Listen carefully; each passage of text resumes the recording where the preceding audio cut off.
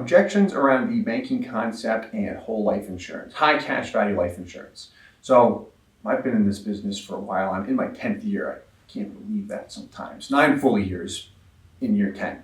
But have heard a lot of objections, seen a lot of great stuff happen with cash value life insurance, and then some people say it is the worst thing ever. Not those that we worked with. So objections we've heard around it that always intrigued me. I was at an event once. A guy had sold his company for $150 million. And he's coaching me and a couple of members from my company with other businesses. And after the event ends, it concludes, I go up to him and I hand him a copy of a book.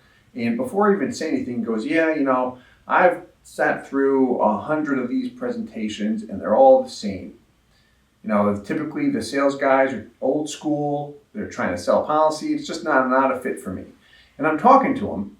He was presented a basic traditional whole life insurance policy made with a blend where he had 50 or 60% cash value available upfront in equity and took 7 or 8 years to break even. Didn't like it because of that. On another occasion, I was at an event with our good friend, Dr. Ace, talking about the banking concept, high cash value life insurance, and I was not the first one to talk to his group about that.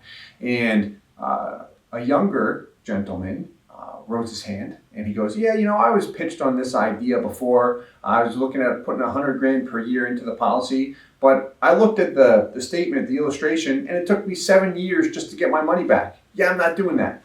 He didn't care how great the concept was, the idea of using his money. He didn't want to wait 7 years and take a 40% hit on his $100K right off the bat. So, and this is something I was always exposed to over the years, the objection of, I'm not going to put my money into a policy or any product for that matter and take a huge hit on it. People work hard for their money. Yeah, I don't want to take a hit on it either. So where I'm going with this is where these individuals all of a sudden became intrigued with the idea of high cash value life insurance and said, okay, that I'm interested in. Why did I not see that before? Is when you take the same policy, many times from the exact same insurance company, and you design it differently. All we do when we pay $1 in, we put less towards the insurance premium and more into riders that accelerate the cash value growth. So just like the example you see up here on the screen, here's a policy with an individual paying $100,000 into the policy for 10 years. Doesn't take him 7 years to break even. That's why he didn't do it the first time. Takes him between 3 and 4 years to break even. World of difference. And that's the thing. So I can take a policy and set it up however I want. All I know is when we work with big banks, corporations, wealthy individuals, they have cash-rich policies, cash-rich from day one. So we try and set up policies for individuals in the exact same manner. Optimizing the cash value typically enlightens one or makes them say, hey, I like this idea of cash value. It kind of eliminates the reasons I didn't do it or didn't want to do it in the past. So the question is, how do I maximize the cash value of a life insurance policy?